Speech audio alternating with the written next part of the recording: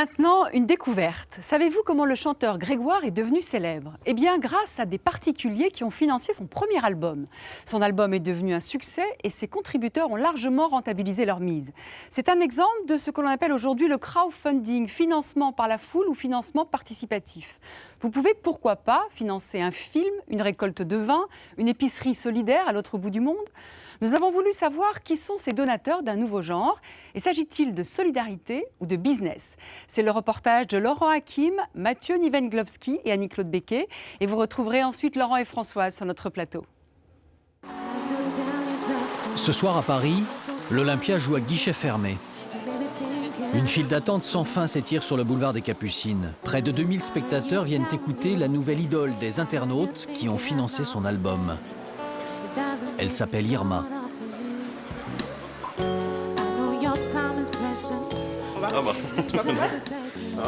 La scène mythique de l'Olympia, un rêve pour cette jeune chanteuse inconnue il y a encore 2 ans et aujourd'hui classée disque d'or.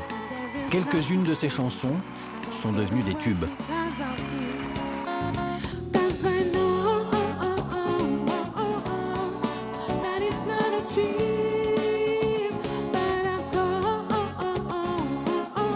Quand des dizaines d'internautes apportent des fonds à un artiste comme Irma, on appelle cela le financement participatif. Et désormais, cette collecte d'argent ne concerne plus seulement la musique. Des agriculteurs trop endettés pour solliciter un prêt en appellent à la générosité des internautes pour financer des projets. On voit qu'il y a 194 donateurs. Voilà, oui. Vous les connaissez? Vous savez qui c'est? Non. 194 personnes? Non, je les connais pas encore. Je sais pas, j'ai pas le nom. Des laboratoires de recherche médicale boudés par les banques trouvent des fonds grâce au web et les internautes en deviennent actionnaires.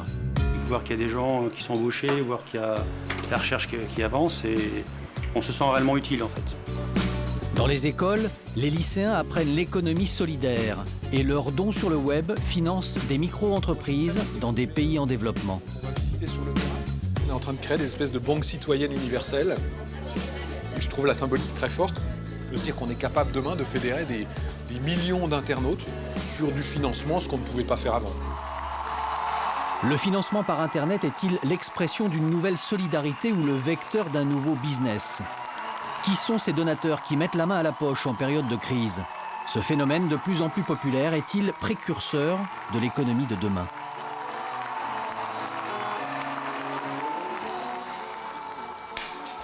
Des milliers de spectateurs, des centaines de donateurs. Pour Irma, les sorties de scène sont toujours un mélange d'émotions et de gratitude. C'est grâce à ces 416 producteurs qu'il m'arrive tout ça aujourd'hui. Si ça n'avait pas été là dès le début, ça n'aurait rien passé pour moi du tout. Donc voilà, ils ont donné, ça a été l'étincelle.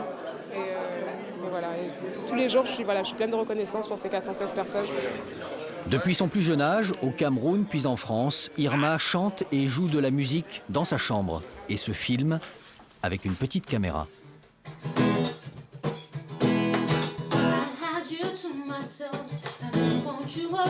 Pour réaliser son disque, elle demande l'aide financière des internautes sur un site web. Ils se mobilisent par centaines. Au total, 70 000 € sont réunis en seulement 48 heures.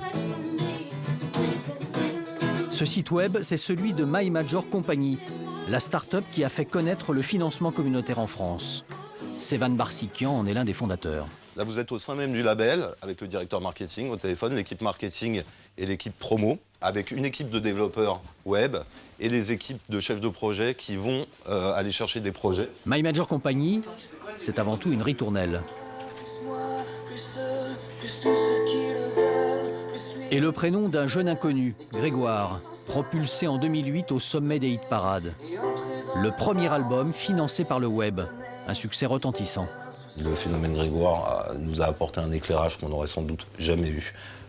Parce qu'effectivement, du coup, Grégoire est devenu l'artiste qui a été produit par les internautes sur My Major Company.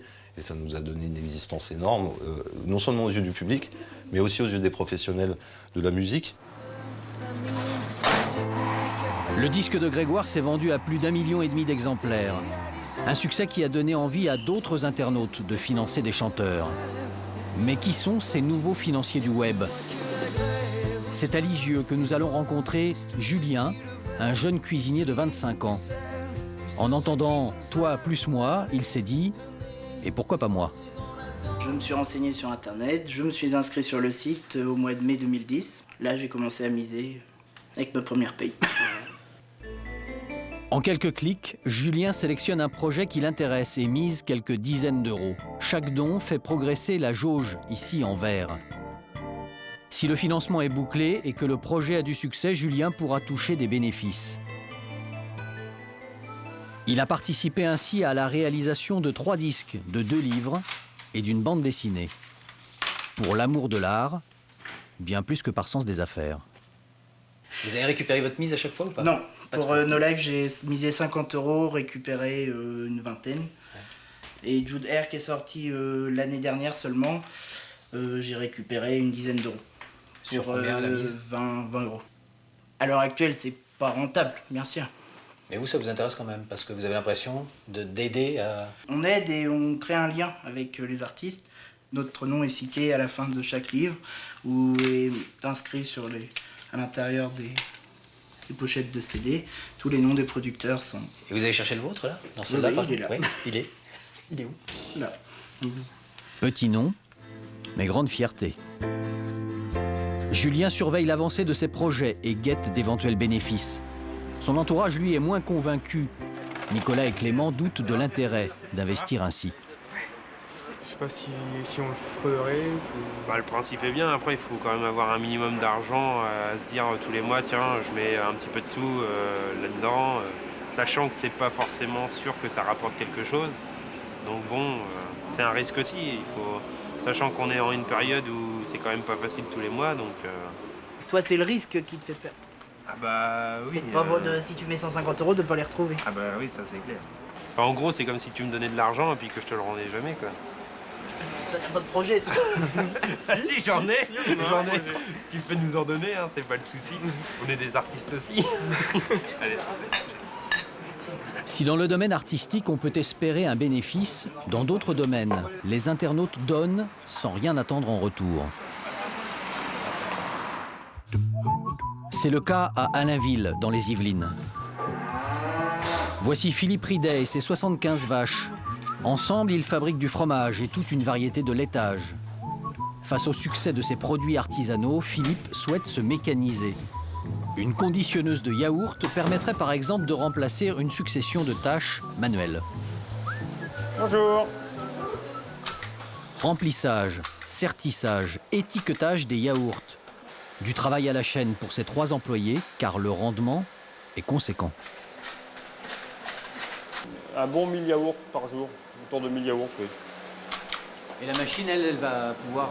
Bon, elle en fera autant, sauf que ça libérera du monde. Mais la machine à yaourt n'est pas donnée, 18 000 euros. Des subventions locales lui en paieront plus d'un tiers. Pour compléter son enveloppe, Philippe a donc inscrit son projet sur un site participatif. Il a demandé 8 100 euros. Et à sa grande surprise, il en a déjà récolté 8 290, une aubaine pour lui qui n'ose plus souscrire de crédit. J'ai déjà pas mal d'emprunts sur le dos, je voulais pas ralourdir la barque. Et donc s'il avait fallu que j'autofinance cet achat, ça aurait pris plus de temps. Donc là, c'est vrai que les internautes me donnent un sacré coup de main. Un tel soutien financier à un agriculteur est une nouveauté en France. Et ce financement, les internautes n'en attendent rien. C'est du don, sans contrepartie. Ce qui est étonnant, c'est quand même la générosité des gens, surtout pour ce type de production. On n'a pas l'habitude. Bon, les gens donnent pour des causes, on va dire, humanitaires ou de ce genre-là, mais pour ce type de production, non, c'est une première et c'est surprenant et encourageant. Comme chaque samedi, Philippe vient vendre ses produits sur les marchés parisiens, comme ici au bord du canal Saint-Martin. C'est là qu'il retrouve d'autres petits producteurs comme lui. Bonjour. Il y retrouve aussi Hélène, qui lui a soufflé la bonne idée du financement participatif. Il nous faut la crème et la faisselle, parce qu'on fait des pommes au four avec la faisselle. D'accord, ça c'est pas un problème. Okay. Hélène était convaincue du soutien des internautes. Les consommateurs peuvent aussi un peu infléchir, alors vraiment à une toute petite échelle, mais l'agriculture qu'ils veulent pour demain. Et que les gens aient cette conscience-là et cette envie-là, je pense que ça montre quand même une évolution des mentalités. On a envie d'agir sur ce qu'on veut manger demain, et pas que par la consommation, aussi par le don, aussi par quelque chose de généreux. Voilà. Merci à vous. Dans quelques jours, Philippe ira donc acheter comme prévu sa machine à yaourt. Le web a créé une relation de confiance entre les donateurs et l'agriculteur. Et voilà, ça c'est pour vous. Même si aucun contrôle n'est prévu, alors je ne dis pas que tout le monde viendra visiter, mais il sera possible de faire une visite groupée, par exemple, de visiter la ferme et d'aller voir l'outil fonctionner. Venir à la ferme, une récompense qui suffit aux internautes, car le financement participatif, c'est aussi cela, créer du lien. Ce soir, justement, dans le quartier populaire de la Goutte d'Or à Paris, une étrange réunion de donateurs se prépare. Une assemblée générale autour d'une bière, au milieu des cuves d'orge et de houblon. Dans le rôle du patron, Thierry Roche, un ancien créatif dans la publicité reconverti en artisan brasseur. 176 internautes l'ont aidé dans cette reconversion. C'est pas mal, 176. Au total, plus de 8200 € collectés. Chaque internaute savait dès le départ que les intérêts seraient versés en bouteilles de bière. Ça motive. Pour Chloé, ce sera 3 bouteilles de bière. Je vous mets un sac, c'est plus pratique. Pour Ludovic, c'est carrément un carton de 9. Il avait versé 80 €, ça fait la bière à 9 €, mais créer du lien, ça n'a pas de prix. C'est une manière de retisser des liens, ce genre de manifestation où virtuellement on s'est retrouvés autour d'un projet et puis quand le projet prend forme, on se retrouve réellement autour d'un verre. Je trouve ça sympa. Un carton. Quand Thierry Roche a vu grimper sa jauge sur le web, il a compris que sa brasserie artisanale allait faire des adeptes. Ouais, j'ai fait des études de maths, c'est cool. Si vous réussissez à faire bouger les gens autour de votre projet, c'est que votre business plan, votre vision stratégique, elle n'est pas à côté de la plaque. C'est que ça réagit, quoi. Mais la facture pour monter un tel commerce dépasse largement le montant des dons. Au total, Thierry a eu besoin de 180 000 € pour la location du local et l'achat d'un matériel coûteux. Des cuves de cuisson, d'autres pour la fermentation. Impossible de se passer d'un crédit. Alors Thierry a joué un coup de poker avec sa banquière. La somme réunie sur le web est devenue à la fois un apport personnel et un gage de réussite. Ça a marché. Sa conseillère financière lui a accordé son prêt. Mes points de vente, je crois que j'en ai 10. Moi, je vous ai rencontré, c'était avant la clôture de la collecte, et j'avais fait le pari que ça marcherait. Cette somme, elle était intégrée dans mon budget. On dit à 170 personnes qu'on donnait de l'argent. En général, quand on va sur quelque chose et qu'on en est content, on en parle autour de nous. Donc ça fait de la notoriété et ça crédibilise le projet. Et puis on se dit, on n'est pas... Enfin, moi, en tant que banque, je suis pas la seule à avoir cru au projet. Ça rassure aussi sa capacité à vendre le produit. Voilà, c'est ça. Ça rassure sur le fait que c'est un produit qui plaît. Et à nous rembourser. Et à nous rembourser, ouais. Allez-y, je vous en prie. Le brasseur comme l'agriculteur ont bénéficié de dons des internautes. Je vous dis à bientôt. Mais le financement participatif peut devenir un véritable investissement qui peut rapporter gros. À Toulouse, ce laboratoire de recherche médicale s'est créé grâce aux internautes. C'est une première. Sans les internautes, pas de labo. La recherche médicale, c'est trop risqué pour les banques. Ici, on travaille à lutter contre les infections nosocomiales. Côté labo, les tests se font avec des liquides bleus. Côté bureau, pour les finances, l'avenir se trace au feutre rouge. Ça, plus les investissements qui vont aller augmenter. Début 2011, les deux fondateurs décrochent 300 000 € sur le web pour créer ce laboratoire. En échange, chaque investisseur devient actionnaire du labo. Stéphane Launay a investi ici 1 500 €. Bonjour. Bonjour. Stéphane Launay. Marc Launay, enchanté. Ravi de faire votre connaissance. J'allais presque vous dire bienvenue chez vous. Ça a été le cas pendant un moment. Un des nombreux actionnaires privés, tout à fait. Bon, très content de cette opération. Et ici, Pour Stéphane Launay, ce type d'investissement donne enfin du sens à son argent. Biochimique. Moi, j'ai souvent joué en bourse. Je pense que si je fais le compte au bout de pas mal d'années, j'ai peut-être pas beaucoup gagné d'argent, pas perdu non plus, mais il y a une distance qui me plaisait plus trop en bourse. Le fait d'être là et de voir concrètement ce que ça implique, voir qu'il y a des gens qui sont embauchés, voir qu'il y a la recherche qui avance, et on se sent réellement utile en fait. Le laboratoire voudrait maintenant passer à des essais cliniques sur l'homme, mais il faut beaucoup plus d'argent. Heureusement, le succès du financement participatif attire de nouveaux capitaux. Cet apport d'argent va maintenant permettre de franchir des étapes technologiques qui maintenant nous rendent totalement cible d'investisseurs professionnels, alors là pour des volumes plus conséquents. Au milieu de l'interview, son portable sonne. Marc Lemonnier attend l'appel d'un gros investisseur anglais. 5 millions d'euros sont en jeu. Hello? Et justement, c'est lui. Hi Tim, I'm fine and you, how are you today? Mais la négociation doit rester confidentielle. So, yes. Une demi-heure plus tard, les nouvelles ont l'air plutôt bonnes. Alors ça se concrétise, ça se concrétise et là je pense qu'on est, on est dans le même bateau là. Donc c'est toujours un grand moment pour une société de voir que les investisseurs ont compris le modèle et qu'ils nous accompagnent et qu'on va créer de la valeur ensemble. Ça boum ou quoi? Le financement participatif a donc plusieurs visages. Le don, l'investissement, l'actionnariat. Mais aux États-Unis, le système a carrément pour ambition de remplacer les banques. Nous voici à San Francisco, en Californie. Ici, le financement participatif, le crowdfunding, ne concerne plus seulement des projets, mais aussi des crédits à la consommation.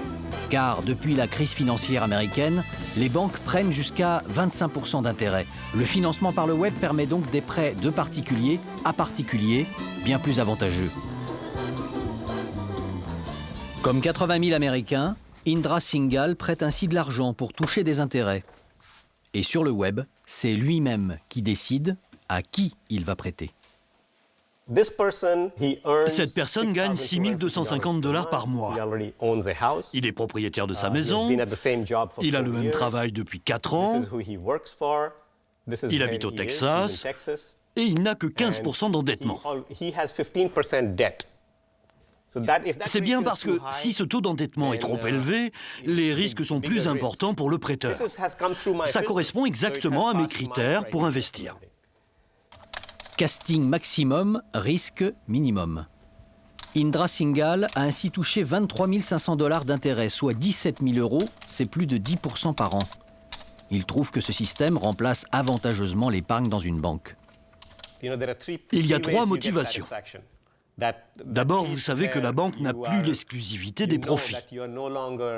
Deuxièmement, vous avez de meilleurs dividendes. Troisièmement, l'emprunteur bénéficie de taux d'intérêt moins élevés. Avec ces 3 paramètres, les affaires vont mieux pour tout le monde. De là à dire que c'est prendre sa revanche sur les banques, peut-être que chez certains, cela leur traverse l'esprit et qu'ils se disent « C'est bien, je ne confie plus mon argent à la banque ». Ce système Made in USA s'appelle Lending Club, le club des prêteurs. Par contre, le créateur s'appelle Renaud Laplanche, Made in France. À force d'être surnommé le Français qui prête aux Américains, il devient quasiment un Américain. J'ai l'intention de prendre la nationalité américaine et de garder la double nationalité.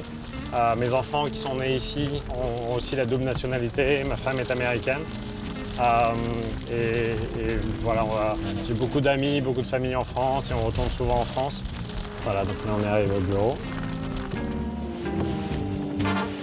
Créé ici à San Francisco en 2007, son site web vient de fêter son premier $1 milliard de prêts.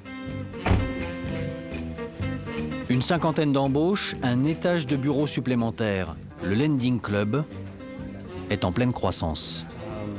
Donc ça c'est l'espace principal avec une cinquantaine d'employés qui travaillent ici, avec donc les équipes de Customer Service et vente et marketing. Côté gauche, on a les équipes de développement technologique. Ici, pas de folie des grandeurs, immeuble modeste, bureau standard, pas de guichet en marbre. L'argent est utilisé à autre chose. Des prêts à la consommation meilleur marché et des intérêts plus élevés. Voilà, donc mon nouveau bureau. Des récompenses en cascade, des articles élogieux. Renaud Laplanche passe désormais pour l'une des personnes les plus influentes de la finance américaine.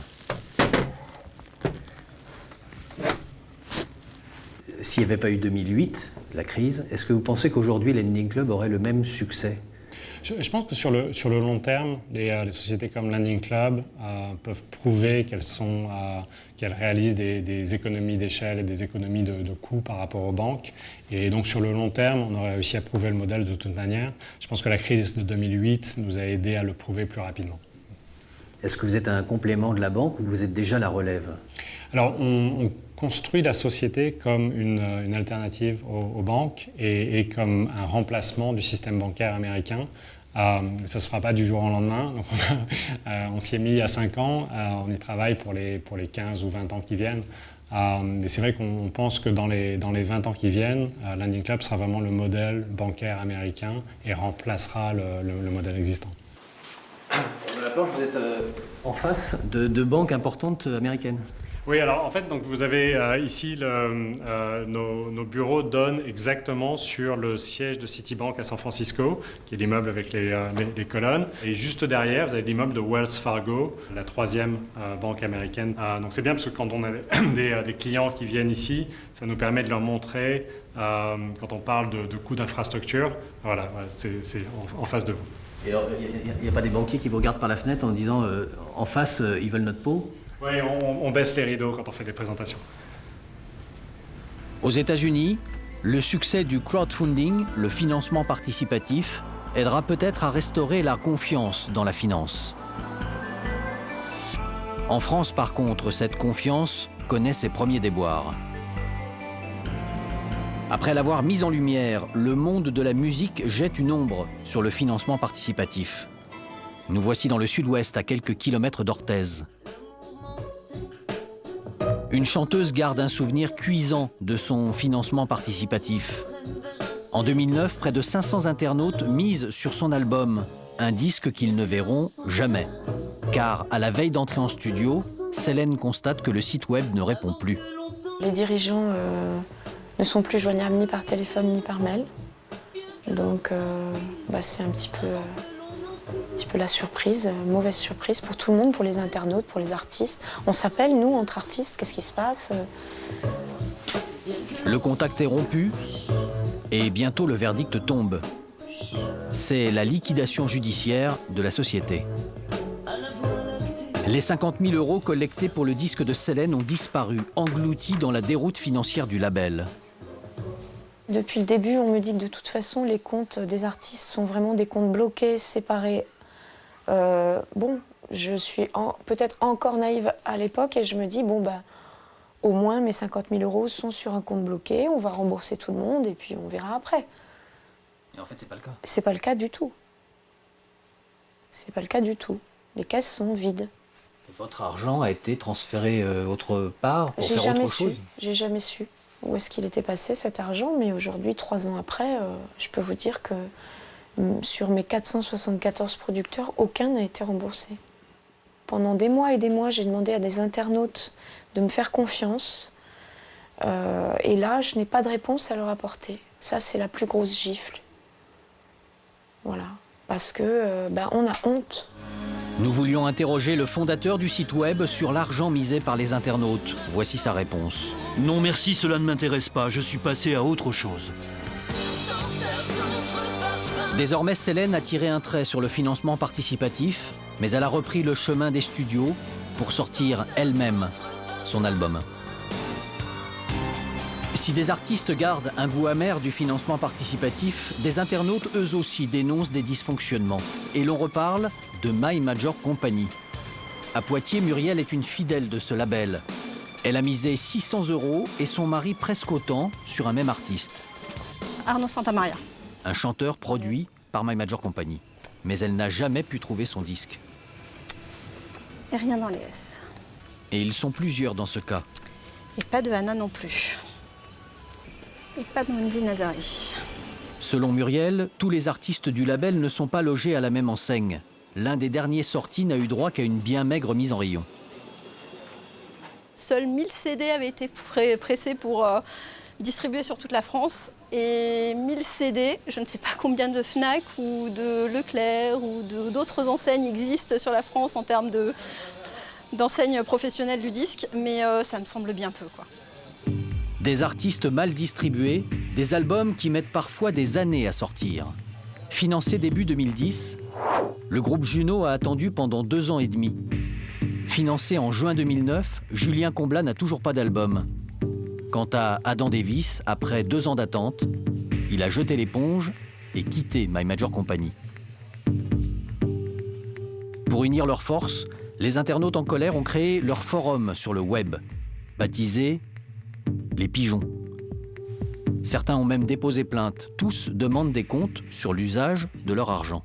Il y a beaucoup aussi d'internautes qui ont eu l'impression de ne pas vivre le participatif qu'on leur avait promis. Qu'est-ce que ça voulait dire vivre le participatif? C'est-à-dire que sur la création de l'album, choisir les titres, choisir la pochette, et le terme producteur qui était mis partout, qui était présent partout. On a quand même une communication qui est sur le rêve, sur le participatif, et très clairement, nous sommes nombreux à ne pas nous retrouver là-dedans. Ils ont misé leur propre argent, ils sont appelés coproducteurs. Les internautes s'attendent donc à jouer un vrai rôle. Et c'est là qu'est le malentendu. Car système participatif ou pas, le marché du disque reste aux mains des mêmes décideurs. On sait qu'on ne peut pas contenter tout le monde, on sait que tous les artistes ne peuvent pas exploser, pour des raisons simples, des raisons de place, des fois en radio, des raisons de style. Ça n'empêche pas que les internautes aient misé sur eux, mais effectivement, ils ne rencontrent pas parce qu'on n'arrive pas à les développer et à les médiatiser suffisamment. Gloire et déboire du financement participatif. Finalement, c'est quand il est généreux qu'il marche le mieux. Et parfois, il faut se lever tôt pour aller le défendre. Il est 5h30 du matin. Ancien gestionnaire de grande fortune, Arnaud Poissonnier a connu les très riches avant d'œuvrer pour les très pauvres. Il a créé Babylone, un site web pour le microcrédit solidaire, et il donne de sa personne. On est sur l'autoroute A6 en direction de Moulins, dans l'Allier. Donc on part pour 2h30 de route pour arriver là-bas, puisqu'on a rendez-vous à 9h. À Moulins, chaque année, le lycée Théodore de Banville collecte de l'argent pour financer des micro-entreprises dans le monde. Le cours d'économie sert à concrétiser cette solidarité. Et ça commence par le rappel de quelques chiffres. Qui parmi vous a un compte en banque? Tout le monde a un compte en banque? D'après vous, quel est le pourcentage de la population mondiale, donc aujourd'hui 7 milliards d'habitants sur la planète, le pourcentage de la population mondiale qui n'a pas accès à la banque, c'est-à-dire les banques refusent? Aujourd'hui, 80% de la population mondiale n'a pas accès à la banque. On n'imagine pas ça, c'est incroyable. Ben, c'est comme ça. Et pire, 90% de la population mondiale n'a pas accès au crédit. Sur le site web, ces banquiers d'un jour choisissent le projet qu'ils vont soutenir. Des prêts modestes, quelques centaines d'euros, remboursés sans intérêt. Offrir à son enfant tout ce qu'il a besoin. Oui, ça c'est bien. En plus, elle est mère célibataire, donc ça fait... Ouais, elle n'a pas beaucoup de stabilité. Anaïs et ses copines ont une petite idée, mais elles hésitent encore. Il n'y a que 3 personnes qui vont financer, dont 2 Français. Il y a Maria aussi, l'épicerie au Pérou en dessous. Là par contre, il y a rien. Et puis finalement, elles se décident. On a retenu le projet de Tania Cecilia, l'épicerie de Tania, au Nicaragua. On a regardé la description qui était faite en fait, de cette femme. On a vu qu'elle avait un enfant à charge, que c'était une mère célibataire. Ensuite, on a regardé... Elle voulait terminer ses études. Et voilà, donc c'était un projet utile. Et il reste que 380 € à financer, donc on se dit qu'on peut l'aider à aboutir. Sous le regard d'Arnaud Poissonnier, chaque groupe vient défendre son projet. Puis c'est le moment du référendum. On vote si on n'arrive pas à départager, on fera effectivement un double financement, mais avec moitié moins de moyens. Donc c'est les poules en Équateur? Oui. C'est ça. Donc celui-là, on le boucle, il restait 100 € à financer, il sera fini. 100 € pour les poules, mais la classe dispose encore de 100 €. Le projet défendu par les filles est donc encore en course. Alors, l'épicerie au Nicaragua, qui soutient? Tout le monde. Alors, 1, 2, 3, 4, 5, 6. Et il est finalement retenu. 11, 12, 13. Je suis très contente. Comme ça, on a abouti. Le projet qu'on avait choisi, il aura quand même avancé. Et puis, comme elle avait des ambitions aussi, on va voir si elle les réalise. Oui, son avenir. Maintenant, on se sent vraiment concerné par son projet. Comment on s'est impliqué dedans. À leur tour, ces nouveaux internautes solidaires devraient promouvoir le système, car le financement participatif est, paraît-il, communicatif. On voit derrière des effets, je veux dire collatéraux, mais des beaux effets collatéraux où on voit les enfants qui vont voir leurs parents en disant « Ah mais attends papa, maman, on a fait un truc super à l'école, on a fait de la solidarité sur Babylone. » Du coup, la famille se met à ouvrir un compte. Il y a des effets de viralité qui sont très intéressants. Oui, le sujet intéresse. Le financement participatif est de plus en plus populaire dans le monde. En France, 35 000 personnes ont déjà soutenu un projet. Chaque jour sur la planète, un nouveau site participatif se crée sur le web.